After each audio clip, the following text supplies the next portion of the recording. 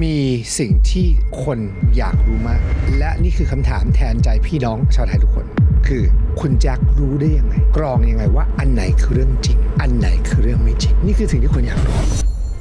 คำถามนี้มีคนถามผมเยอะมากพี่วูดดี้แล้ววันนี้ผมก็จะตอบให้แบบชัดๆผีคืออะไรผีคือสิ่งที่เราสามารถจะพึ่งพิงทางใจได้พี่แล้วมันเป็นธุรกิจได้ไหมเรื่องผีเนี่ยเรื่องความเชื่อเนี่ยเป็นครับคุณเชื่อเรื่องเซนส์ไหมเชื่อครับผมฟังเรื่องผีมาเยอะถ้าสมมุติว่าเราไปโรงแรมแล้วโรงแรมบอกว่าเต็มเราควรไปเลยถ้าเรายื้อกับตื้อนะครับตามสถิติเรื่องเล่า 90% คือจะเจอผีครับมีคนเขาบอกว่าส่วนมากที่คนที่เจอผีเนี่ยเขาบอกว่าให้แช่งนั่นคือไม้ตายขั้นสุดผมอยากให้คุณเลือกหนึ่งเรื่องที่คุณคิดว่าเป็นเรื่องที่เป็นที่สุดตอนนี้ผมกำลังก้าวข้ามผ่านความกลัวผมจะส่งต่อความกลัวเนี้ยให้กับพี่วูดดี้พี่พร้อมรับ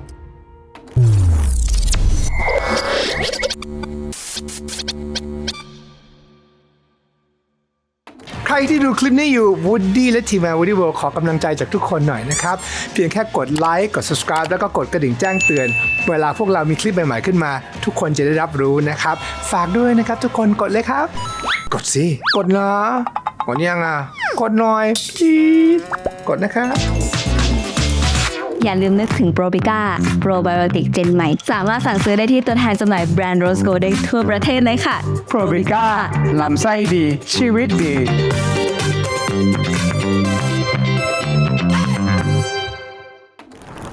แจ็คสวัสดีครับสวัสดีครับผมสวัสดีครับจับมือหน่อยครับพี่เราไม่ได้เจอกันเลยครับคุณแจ็คครับพี่แล้วผมก็ไม่กล้าฟังรายการคุณเลยผมเป็นคนกลัวผีมากผมก็กลัวพี่จริงเหรอผมคนกลัวผี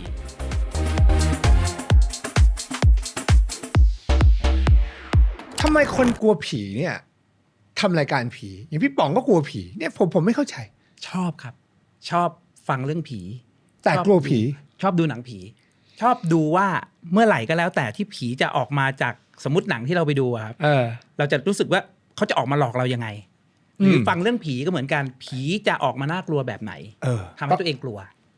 แปลว่าคุณชอบเรื่องเทคนิคและก็การร้อยเรียงของเรื่องและความน่าสนใจของการมาการไปครับแต่ถามว่าโดยรวมแล้วแต่กลัวมากครับที่เคยเจอด้วยตัวเองเล่าให้ฟังได้ไหมผมไม่เคยเจอผีพี่วูดดี้ทำรายการผีมาทั้งชีวิตเกิดมาไม่เคยเจอผีครับคุณคิดว่าผีคืออะไรผีคือคน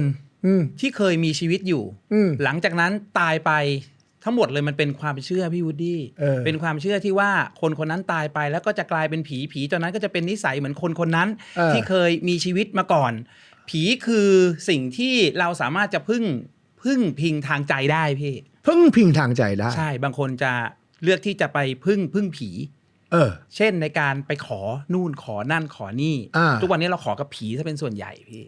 หรอใช่ครับเราไม่ได้ขอจากทวยเทพต่างๆนานาแต่ว่าเท่าที่คุณฟังมาตอนนี้คนขอผี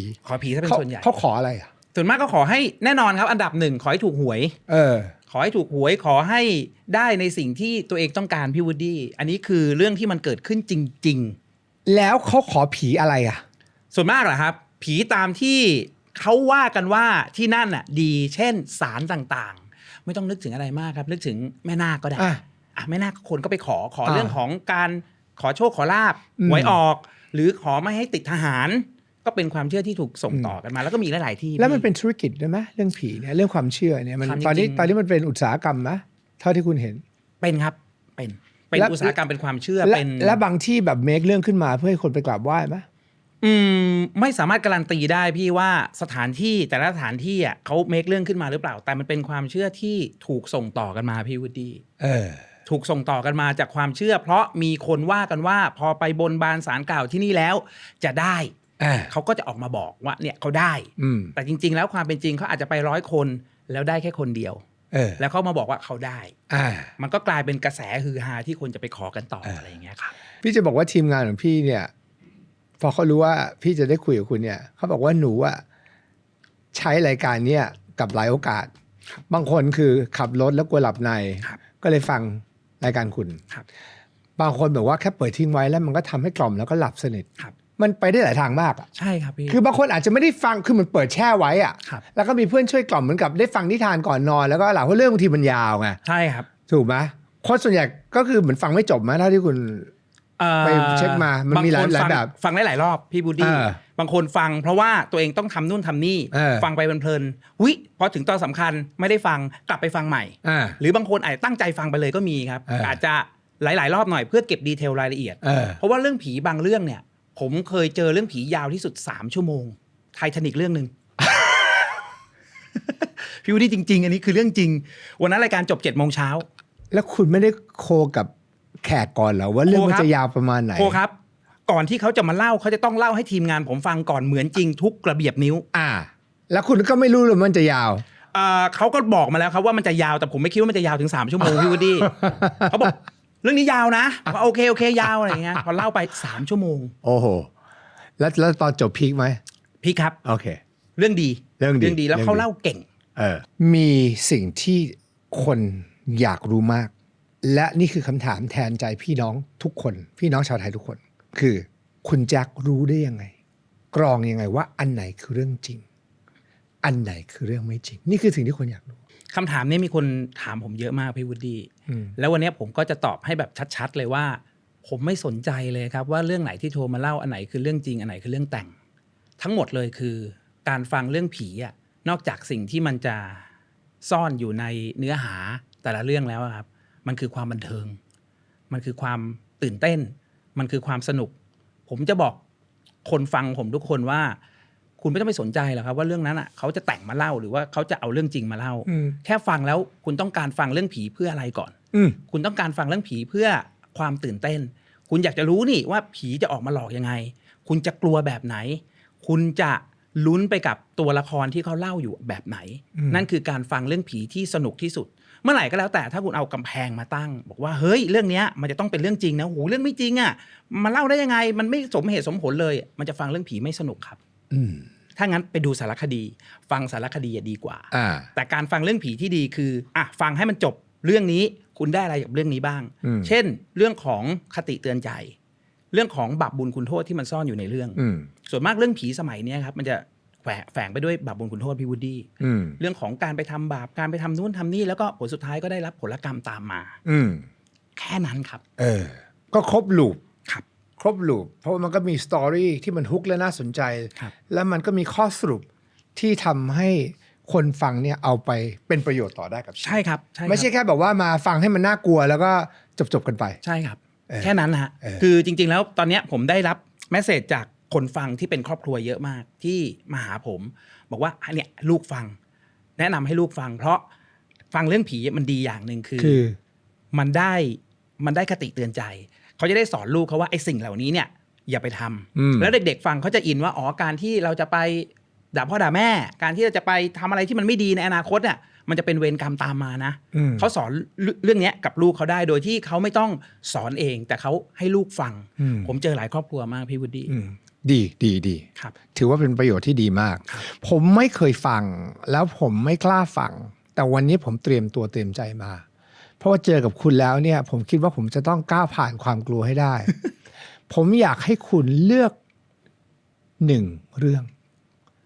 ที่คุณคิดว่าเป็นเรื่องที่เป็นที่สุดเข้าใจนักจัดรายการว่าทุกเรื่องมันน่าสนใจหมดแล้วแต่ถ้าจะต้องเลือก1 เรื่องมาเล่าให้วูดดี้ฟังพร้อมกับแฟนๆวูดดี้ FM ที่จะฟังอยู่ในขณะนี้ที่คุณรู้สึกว่ามันทั้งขนหัวลุกมันทั้ง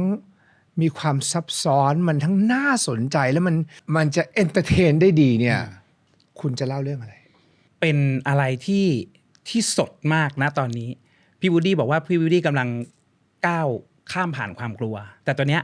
ผมอยากจะบอกพี่วูดดี้อย่างนี้อยากจะบอกพี่วูดดี้มานานแล้วว่าตอนนี้ผมกำลังก้าวข้ามผ่านความกลัวเพราะ1 ในสิ่งที่ผมใฝ่ฝันมากที่สุดคือผมอยากจะนั่งต่อหน้าพี่วูดดี้แล้วอยากให้พี่วูดดี้สัมภาษณ์ผมอยากให้พี่วูดดี้ถามผมแล้ววันหนึ่งความฝันผมก็เป็นจริงในเมื่อทีมงานพี่วูดดี้ติดต่อมาหาผมกรี๊ดมากและตอนนี้ผมก็บอกกับทีมงานว่าผมรู้สึกประหม่ามากผมรู้สึกสั่นมากก่อนที่พี่วูดดี้จะมาทุกวันนี้ตอนนี้ก็ยังสั่นอยู่ตอนนี้ผมกำลังก้าวข้ามผ่านความกลัวของผมอยู่เพราะฉะนั้นผมจะส่งต่อความกลัวเนี้ยให้กับพี่วูดดี้พี่พร้อมรับ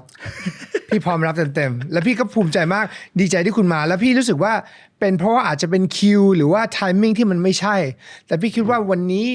โอกาสนี้มันคือเวลาที่ลงตัว ครับ ที่เราได้มีโอกาสมาเจอกัน ครับ จับมือเอาล่ะตาคุณเล่าให้ผมฟังแล้ว ผมมักจะหยิบยกเรื่องนี้มาเล่าบ่อย เพราะว่าหนึ่งคือผมชอบมันเป็นเรื่องของป้าแมว ผีเรื่องเนี้ยไม่ค่อยเยอะ แต่ด้วยความสถานการณ์อะไรต่างๆที่มันเกิดขึ้นในบ้านหลังนี้ครับมันน่ากลัวมากป้าแมวเขาโทรมาเล่าเรื่องนี้กับผมชื่อว่าบ้านชวนผวานะครับเป็นเหตุการณ์ที่ต้องย้อนกลับไปประมาณสักน่าจะ 20-30 ปีที่แล้วครับคือสามีของป้าแมวเนี่ยแกมีอาชีพในการรับราชการตัวของป้าแมวกับสามีเนี่ยอยู่เชียงใหม่แต่วันหนึ่งนะครับทางคุณลุงเนี่ยเขาจะต้องมีหน้าที่ที่จะต้องมาธุระเกี่ยวกับราชการที่กรุงเทพสมัยก่อนนะครับการเดินทางมาแน่นอนว่าเรื่องของการจองโรงแรมเนี่ยอาจจะยากหน่อยเขาก็เลยต้องหาที่พักก็คือคุณลุงเนี่ยเขาก็มีบ้านญาติที่อยู่ที่แถวสมุทรปราการเป็นที่รู้จักกันอะไรอย่างเงี้ยครับคุณลุงกับป้าแมวเขาก็เดินทางมาโดยป้าแมวเดินทางมาเป็นเพื่อนนะพอมาถึงที่สมุทรปราการเนี่ยตอนนั้นเขาเดินทางมาด้วยน่าจะเป็นรถไฟนะครับช่วงเย็นแหละแต่วันนั้นเนี่ยคุณลุงต้องบอกว่าหลังจากที่ไปถึงบ้านเนี่ยเดี๋ยวลุงจะต้องไปราชการเลยนะป้าแมวจะต้องอยู่บ้านเนี้ยกับญาติของคุณลุงซึ่งป้าแมวเขาอธิบายให้ฟังครับพอไปถึงบ้านเนี่ยมันเป็นบ้านลักษณะเป็นบ้านไม้2ชั้นพี่วูดดี้ชั้นล่างเนี่ยมันมีของวางละเกะละกะเต็มไปหมดเลยครับและของที่วางอยู่เนี่ยป้าแมวบอกว่ามันไม่น่าจะเป็นของที่มันควรจะอยู่ในบ้านนะมันจะมีสารหักมันจะมีตุ๊กตุ่นตุ๊กตา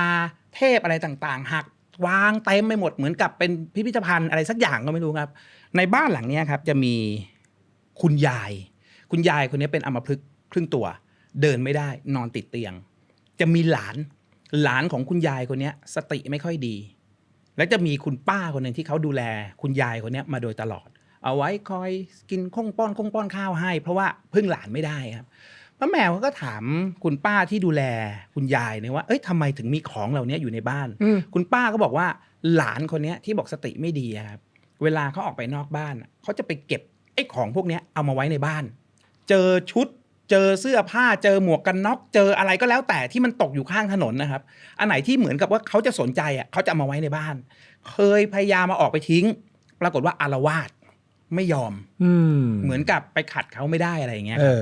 นับวันนานวันขึ้น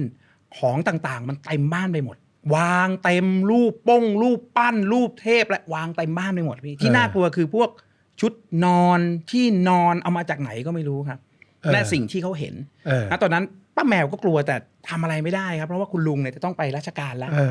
คุณลุงมาส่งป้าแมวปุ๊บคุณลุงก็ไปเลยแล้วป้าแมวก็ต้องเข้าไปในบ้านหลังเนี้ยอย่างที่บอกคือพอเข้าไปครับทุกอย่างมันถูกวางละเกะละกะเต็มไปหมดบ้านเป็น2ชั้นข้างล่างมันเป็นไม้ข้างบนก็เป็นไม้ป้าแมวก็สิ่งที่เขาจะทำได้คือต้องหาที่นอนก่อนจะไปหาที่ไหนดีก็เดินสำรวจรอบบ้านยิ่งเดินไปของมันเป็นเหมือนกับทางเดินรอบบ้านครึ่งวงกลมอย่างเงี้ยครับของวางเต็มไปหมดเขาก็เลยคิดว่าเฮ้ยเดี๋ยวลองขึ้นไปชั้น2น่าจะดีกว่าพอขึ้นไปชั้น2ครับมันเป็นห้องใหญ่ห้องนึงพี่วูดดี้แล้วมันเป็นเหมือนกับกระจกเต็มห้องไปหมดเลยเขาก็รู้ว่าบ้านหลังเนี้ยสมัยก่อนน่าจะเป็นเหมือนกับเอาไว้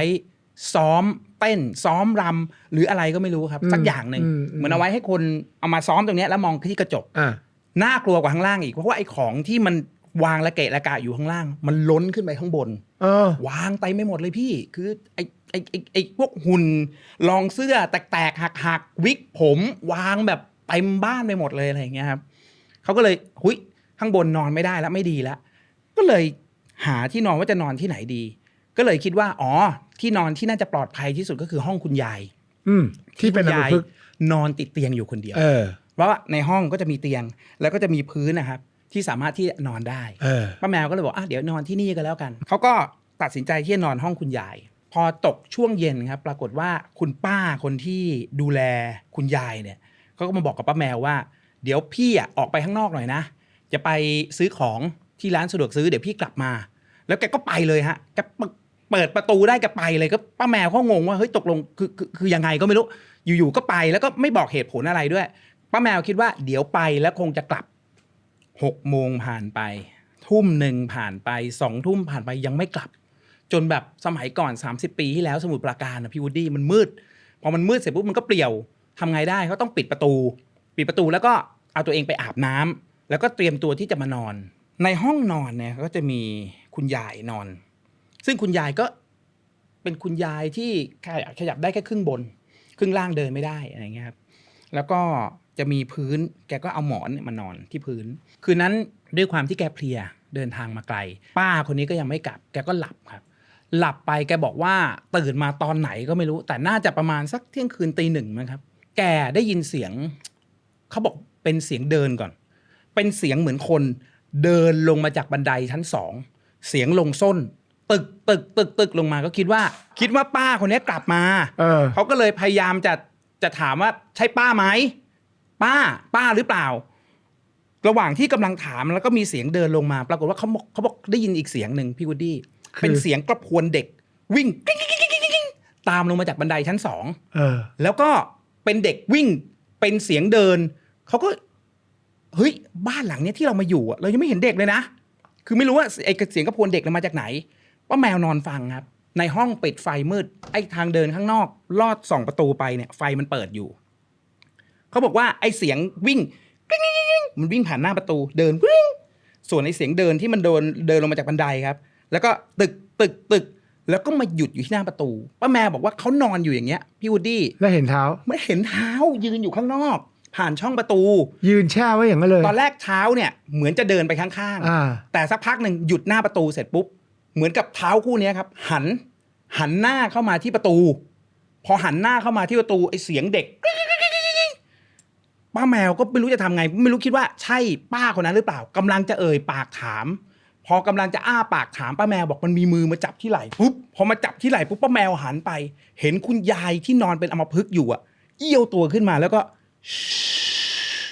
คือประมาณว่าอย่าพูดป้าแมวแกก็ตกใจคือด้วยความที่มันมืดแล้วก็ยายคนนี้ก็แล้วยายก็บอกให้ทำเงียบบอกให้เงียบแล้วป้าแมวก็เห็นว่าไอ้เท้าคู่เนี้ยหลังจากที่ยืนอยู่ที่หน้าประตูครับแล้วค่อยๆเอียงหันกลับไปข้างๆแล้วก็เดินต่อไปแล้วไอ้เสียงมันก็วิ่งเหมือนวิ่งเล่นอยู่รอบๆนั้นทั้งคืนจนป้าแมวทั้งคืนนอนฟังทั้งคืนตอนนั้นป้าแมวรู้ตัวเลยว่าไอ้สิ่งที่เขาเจอไม่ปกติแล้วป้าแมวก็เชื่อคำพูดยายที่อย่าพูดอย่างเงี้ยนอนฟังเหมือนทั้งคืนจนกระทั่งประมาณสักน่าจะตี 4 ตี 5เสียงยังไม่หายพี่วูดดี้วิ่งเดินอยู่งั้นทั้งคืนครับแกก็เลยตัดสินใจว่าเฮ้ยเช้าแล้วไอ้เสียงเนี้ยมันค่อยๆเดินขึ้นไปบนบันไดแล้วก็ไอ้เสียงเด็กก็วิ่งตามขึ้นไปบนบันไดแกลุกขึ้นจากห้องเปิดประตูวิ่งออกไปข้างนอกไปร้านสะดวกซื้อไปหน้าร้านสะดวกซื้อที่มีไฟสว่างนั่งอยู่อย่างนั้นครับปรากฏว่าระหว่างที่นั่งอยู่ยายป้าคนที่หายไปทั้งคืนน่ะเดินมาเมาแอมาเลยพี่วูดดี้แล้วก็พาป้าแมวเนี่ยกลับมาที่บ้านแล้วก็มีโอกาสได้คุยกันแล้วป้าแมวก็ถามว่าไปไหนมาทำไมถึงหายไปป้าคนนี้เขาบอกว่าคือป้าจะต้องทำอย่างเงี้ยทุกวันตอนกลางคืนป้าอยู่บ้านไม่ได้ป้าต้องออกมาจากบ้านเพื่อไปกินเหล้าให้เมาเพราะไอ้เสียงเนี้ยคือบางทีมันไม่ได้มาแค่เสียงเดินบางทีมีเสียงอะไรก็ไม่รู้และที่สำคัญคือเขารู้ว่าบ้านเนี้ยมีผีแน่ๆแต่ไม่รู้ว่าผีเนี่ยมันมาจากของชิ้นไหนที่ลูกหลานคนนี้ไปเก็บมาและอย่างคือยายคนที่เป็นอัมพฤกษ์ครับแกนอนฟังอย่างเงี้ยทุกคืนแกได้ยินทุกคืนพี่วูดดี้แต่แกไปไหนไม่ได้แกรู้ว่าถ้าสมมุติว่าเราส่งเสียงแกก็กลัวเหมือนกันว่าไอ้ผีที่อยู่ข้างนอกเนี่ยจะเข้ามาในห้องแกก็เลยห้ามป้าแมวไม่ให้ส่งเสียงดังเพราะให้นอนฟังอย่างเดียวเป็นอย่างเงี้ยทุกคืนจนกระทั่งป้าแมวกลับมาที่ห้องแล้วก็เหมือนกับวันนั้นแกบอกคุณลุงว่าแกอยู่ไม่ไหวแล้วพี่วูดดี้แกเลยขอกลับเชียงใหม่หลังจากนั้นไม่นานบ้านหลังนี้ก็ด้วยเหตุอะไรก็ไม่รู้ครับโดนรื้อของเนี่ยโดนเอาไปทิ้งแล้วเหมือนกับหลานแกก็หายไปหลานหายไปไหนก็ไม่รู้ครับด้วยความที่สติไม่ดีเรื่องนี้อย่างที่บอกคือไม่เห็นผี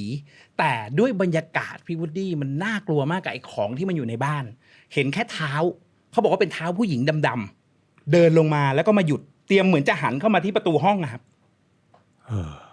น่ากลัว คนลุกอยู่นะเนี่ย เขาทำของตก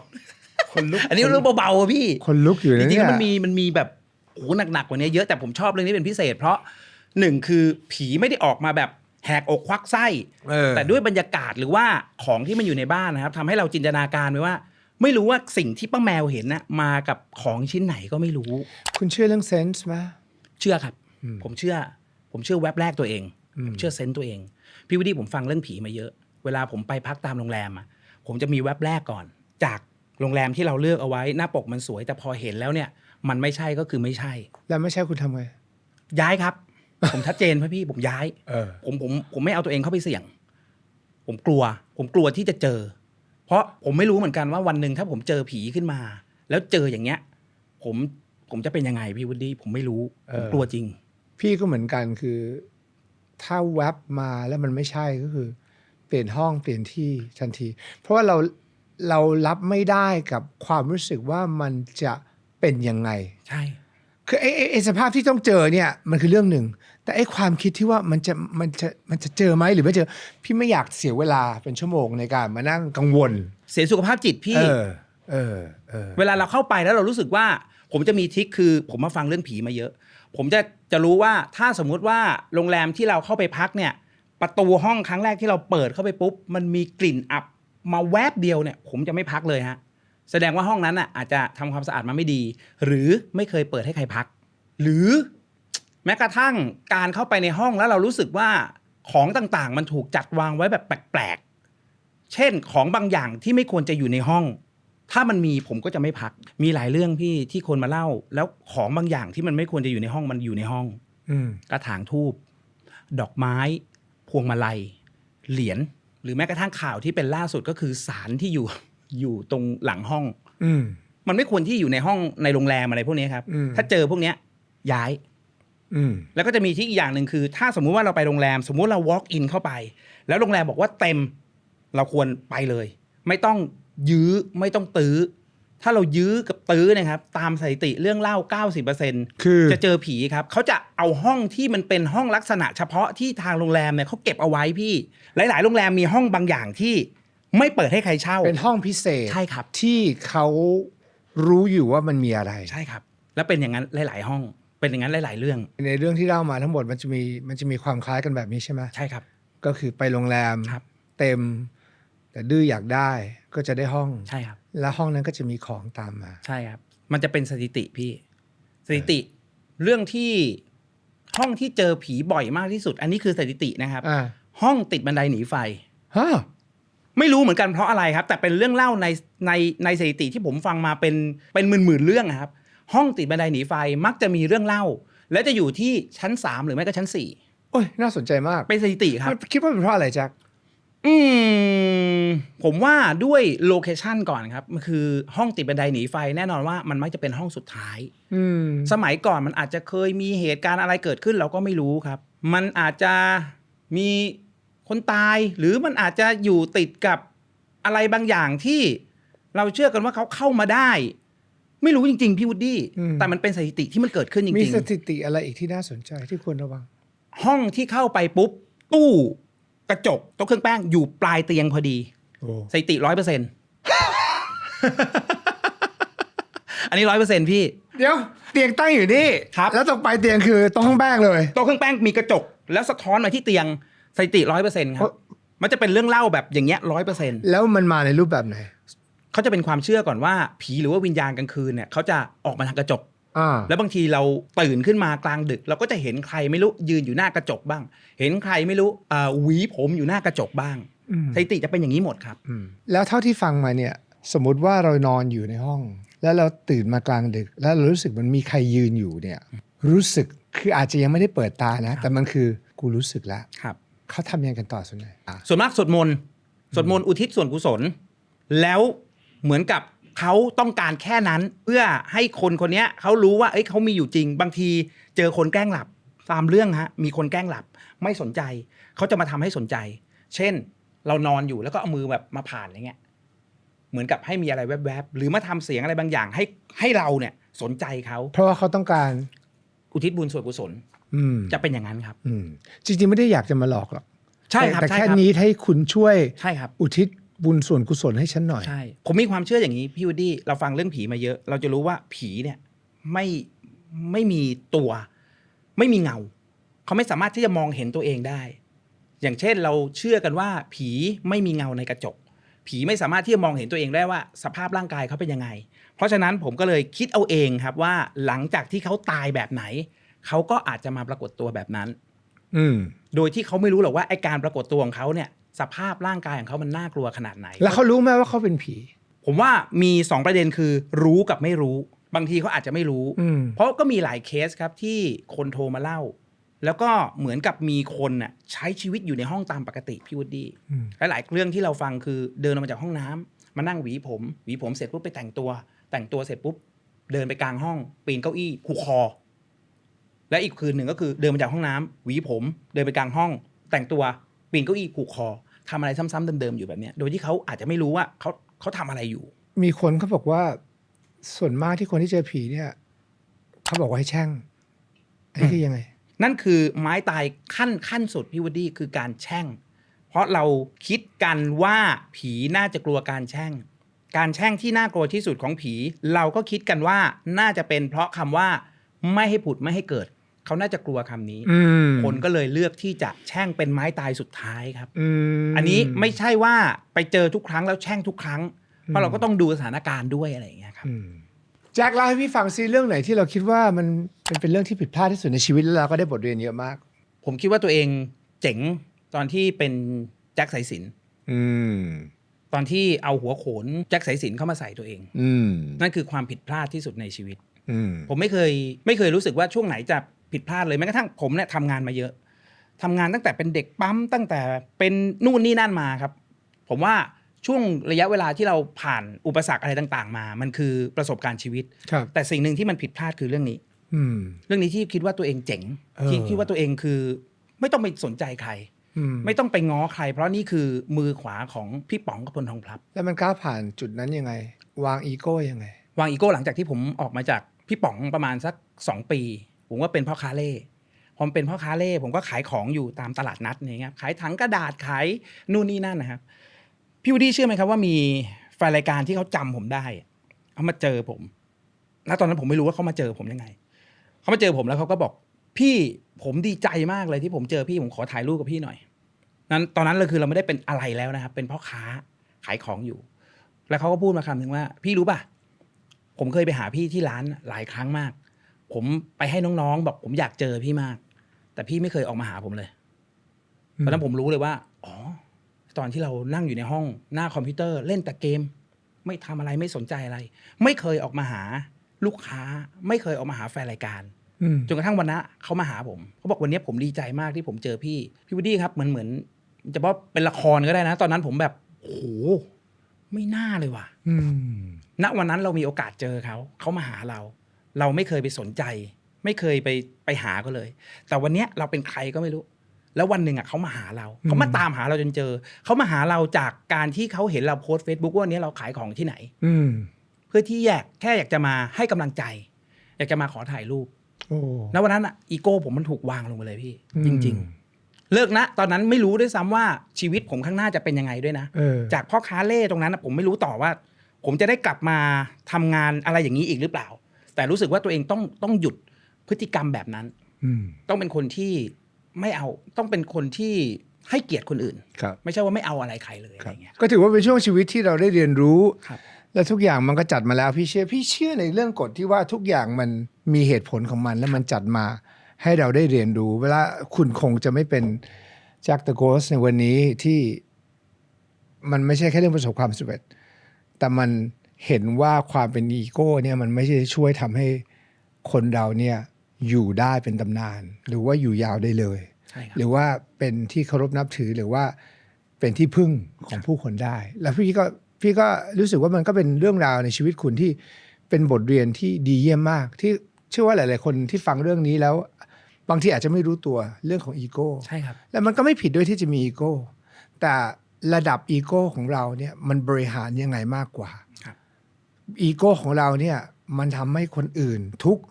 ทำให้เราไม่แฮปปี้อันเนี้ยมันต้องมีการปรับจูนแล้วพี่ว่าคุณก็ก้าวผ่านจุดนั้นมาทั้งหมดแล้วแต่สเต็ปต่อไปล่ะในชีวิต ตอนเนี้ยมันเป็น Jack the Ghost แล้วเนี่ยมันเป็นรายการคนฟังเยอะมากอนาคตมันจะยังไงต่อมันจะแตกออกไปเป็นอะไรอีกมีฝันอะไรอีกที่คุณยังไม่ได้ทำพี่อยากฟังณตอนนี้คือผมก็มีฝันเล็กๆของผมแล้วก็เริ่มทำมันพี่ผมอยากเห็นเรื่องเล่ามันกลายเป็นหนังใหญ่หนังที่คนรู้เลยว่าเนี่ยคือหนังจากเรื่องเล่าในรายการ The Ghost Radio ฉายให้คนดูฉายให้คนที่ชอบหนังผีดูนั่นคืออีกหนึ่งความฝันที่ผมอยากให้มันเป็นคุยกันมา1 ชั่วโมงแล้วไม่รู้สึกตื่นเต้นแล้วเนาะผ่อนคลายผมก้าวข้ามผ่านไปแล้วพี่ผมคุยกับคุณแล้วผมรู้สึกสนุกมากโอ้จริงๆแบบแล้วเราไม่คิดว่าเราจะฟังเรื่องผีแล้วเรามันแปลกมากโดยที่ว่าที่เรากลัวนี่คือตอนวัยรุ่นครับแต่พอวันนี้เรารู้สึกว่าเมื่อเราได้ศึกษาเรื่องของพลังงานต่างๆกับการเป็นว่าฟังเรื่องนี้แบบเป็นกลางมากเลยผมเป็นกลางผมเป็นกลางในการฟังเรื่องผีพี่วูดดี้ผมจะไม่เอ็นไปทางความเชื่อว่าจะให้คนฟังเนี่ยเชื่อนะว่าผีมีจริงจะไม่เอ็นเองไปทางที่อย่าไปเชื่อนะว่าผีไม่มีจริงฟังแล้วตรงกลางแล้วแต่ละคนใช้ดุลยพินิจของตัวเองในการกลั่นกรองผมจากจะได้มีโอกาสเห็น next step ต่อไปแล้วผมเชื่อว่าทุกอย่างที่คุณอยากให้เกิดมันเกิดขึ้นจริงแน่นอนเพราะว่าภาพของคุณมันชัดมากเหลือเกินไม่มีอะไรนะครับจะมาขวางเราได้เมื่อภาพของเรามันชัดเจนและภาพของคุณกับ Jack the Ghost ที่จะทำต่อไปไม่ว่าจะเป็นหนังไม่ว่าจะเป็นแอนิเมชันไม่ว่าจะเป็น production สั้นเนี่ยมันเกิดขึ้นแล้วก็ขอให้มีแต่ความสำเร็จแล้วหวังว่าสักวันหนึ่งผมจะได้มีโอกาสไปติดตามหนังใหญ่ของคุณที่จะดังระดับโลกตอนแรกไม่แน่ใจว่าจะเล่าเรื่องนี้ดีไหมแต่ว่าคิดว่าวันนี้น่าจะเป็นโอกาสที่ดีคือตอนที่พี่อยู่มัธยมครับก็จะอยู่เป็นห้องพักเป็นเหมือนหออย่างเงี้ยครับก็มันมีความน่าสนใจเกี่ยวกับโต๊ะเพราะว่าโต๊ะในห้องนอนเนี่ยส่วนใหญ่แล้วที่โรงเรียนเนี่ยเขาไม่ซ่อมเขาก็จะทาสีทับใหม่มันก็จะได้ดูเหมือนใหม่บิ้วไปเรื่อยๆครับดังนั้นเวลาที่รุ่นใหม่เข้ามาเนี่ยมันก็จะเป็นสีใหม่แล้วพี่ก็เป็นคนชอบเขียนงานตอนตี 1เป็นคนที่ทำงานตอนกลางคืนแบบตอนนั้นเรียนก็คือแบบทำกันบ้านก็ชอบทำตอนกลางคืนมีคนก็เล่าให้พี่ฟังว่าห้องที่พี่อยู่เนี่ยเคยมีคนจบชีวิตตัวเองพี่อึ้งอยู่ตอนนั้นว่ากูจะเอายังไงดีแต่ตอนนั้นเราเด็กเราก็ไม่ได้คิดอะไรแล้วเราก็เหมือ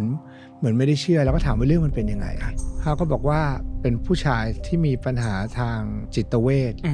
แล้วก็จะไม่เข้ากับใครแล้วไม่พูดกับใครแล้วชอบเหมือนเอาหัวโขกกำแพงไปเรื่อยๆแล้วเขาบอกว่าวันที่เจอเขาคนนั้นเนี่ยที่เสียชีวิตเนี่ยปรากฏว่าหัวเนี่ยเกรียนเหมือนโกนหัวเนี่ยกลมๆเลยแล้วก็